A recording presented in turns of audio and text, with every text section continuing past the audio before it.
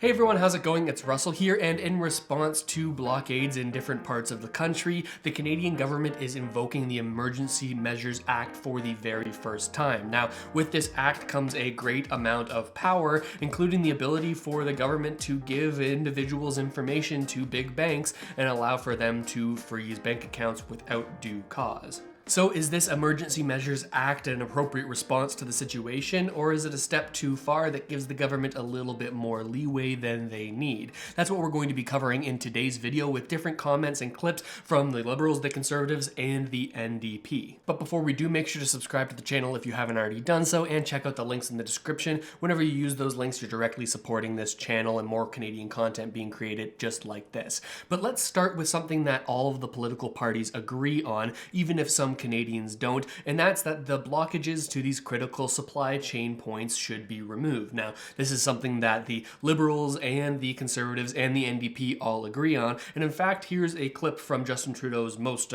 staunch detractor, one of the people who's most critical of Justin Trudeau, and that's Pierre Poilievre, someone who might be the next leader of the Conservative Party of Canada if he gets his way. Let's listen in on his opinion of the way that these protests are being handled. I stand with those peaceful and law-abiding protesters, including truckers, who are championing their freedoms and their jobs, while holding personally accountable any individuals who behave badly, break laws, or participate in blockades of critical economic infrastructure. I've always been against blockades, and I still am now, because I don't believe you can gain your freedom by blocking someone else's. So yes to peaceful protests, no to blockades. It seems that Conservatives and Liberals both agree that it's important to be able to protest, but when this protesting limits the movements and freedoms of other individuals in the process, well, that's not quite a legal way of doing it, and perhaps not the best route forward. But some concerns start to creep in when you take a look at some of the measures that are going to be implemented with this Emergency Measures Act, particularly financially, and especially when you start to consider the severity and the long-term implications of some of these measures. Let's listen in on the statements of Justin Trudeau and Chrystia Freeland so we can get a better idea of what these financial limitations are, and then we'll break them down a little bit. In addition, financial institutions will be authorized or directed to render essential services to help address the situation, including by regulating and prohibiting the use of property to fund or support illegal blockades. First, we are broadening the scope of Canada's anti-money laundering and terrorist financing rules so that they cover crowdfunding platforms and the payment service providers they use. These changes cover all forms of transactions, including digital assets, such as cryptocurrencies.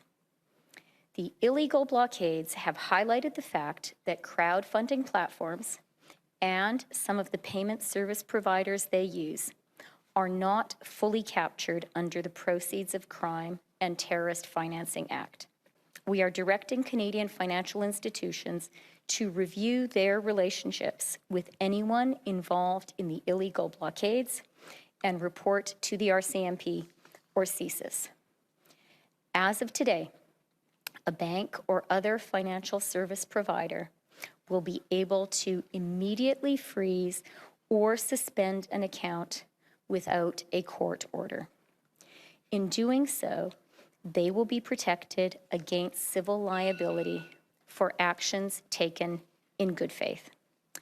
Federal government institutions will have a new broad authority to share relevant information with banks and other financial service providers to ensure that we can all work together to put a stop to the funding of these illegal blockades. This is about following the money. This is about stopping the financing of these illegal blockades. So it seems that these crowdfunding platforms are going to have to sign up with FinTrack, an organization I'm familiar with working in the real estate industry, where you have to sort of submit certain information whenever there's a large amount of money transacted to make sure that it doesn't fall under these terrorists or illegal activity financing guidelines. So they're saying that that's going to be one thing that people need to register for in these sort of Kickstarter or crowdfunding campaigns. And she also mentions crypto there, which is a little bit confusing. First of all, I'm not sure who the government is actually expecting to submit these transactions if there's a large amount of money transacted, and how cryptocurrency would even work into FinTrack when we're talking about the peer-to-peer versions of these cryptocurrencies. Of course, with the custodial versions, like the crypto that may be inside of an exchange, like a centralized exchange, well, of course, that's already covered underneath these FinTrack and anti-money laundering rules. But if they're talking about, again, like I said, the peer-to-peer non-custodial transactions, this might not be possible because the very people who would be transacting would they be the ones that are required to submit directly to FinTrack, and what would that look like? This is something that's unprecedented, but I guess it's a conversation for another time. But setting aside the context of these blockages, these kinds of measures definitely shouldn't be taken lightly, and it raises a few concerning questions. The ability for a government to use this kind of extreme financial control may seem warranted if you disagree with the current cause or protest, but would you feel the same way if the situation were different and instead it was a cause that you personally supported? What if there was a cause or a concern that you personally got behind and a different government that maybe you didn't agree with, like perhaps the Conservatives invoked these measures to stop the funding of the protest that you are so passionate about? You can see how this sort of a slippery slope situation can sort of come into play, and the decisions that are being made now may be setting precedents for decisions that are made later in different issues in years down the line. And we hear Chrystia Freeland say we are following the money, and I think that is a little bit ironic because I think it's the pulling of financial strings that are a large part of why there are protests in the first place. With the printing of new money to stimulate the economy since the beginning of the pandemic, as well as the lower interest rates that we've experienced again since the beginning of the pandemic to encourage more spending, we also are seeing high inflation, record high inflation that impacts Canada's most vulnerable who are sensitive to these price changes. And at the very same time, this low interest rate environment and the additional money added to the system has driven real estate and stocks higher, so people who have invested in assets have done particularly well over the past 2 years, driving even more income and wealth inequality. I believe that much of the frustration and a partial reason for these protests is that there's a class of people that may not know exactly why everything seems to be getting worse, that things are more expensive, they aren't able to get ahead, and I believe that these people have sort of rallied around a cause that at the very least they believe will solve some of these problems, so you can see how it's a little bit of a tricky situation. But moving on, both the Conservatives and the NDP agree that getting to the point where we even need to implement this Emergency Measures Act is a signpost of failed leadership.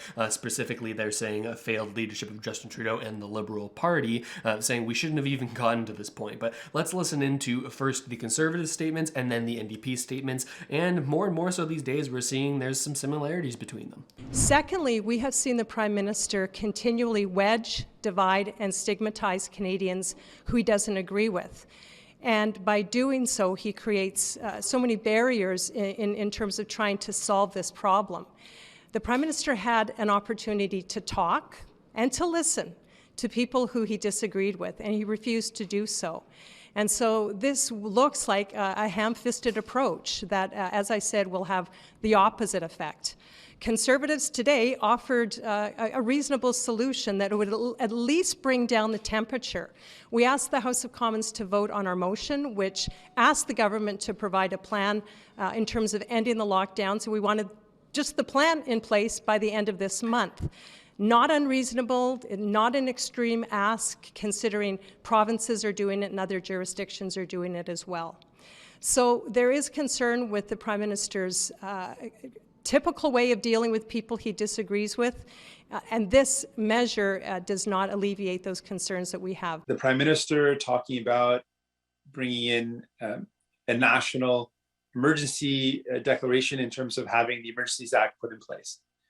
That is an example of the failure of his leadership, the fact that it's taken so many weeks to do something. So it seems that all sides agree that we shouldn't have gotten to the place where we're needing to invoke a measure such as this. And there have also been questions of the Liberal caucus's leadership from within the party as of recently, specifically last week, when Joel Lightbound, a Liberal member of Parliament from Quebec, raised a lot of concerns around the way that things were being handled. So at the very least, the need to invoke this Emergency Measures Act is something that causes question in the leadership tactics that have been employed over the past number of years. And I know this is a sensitive issue with lots of people on both sides. That's one of the things that I like about this channel, is that there's people on both sides of many of these opinions that are rather divisive, and I try to do a good job of going down the middle in terms of my response to these things, so I hope that I've done at least an okay job of that in this video. But I want to know what you think about it. Let me know down in the comments what you think. I read as many as I possibly can, and while you're down there, subscribe to the channel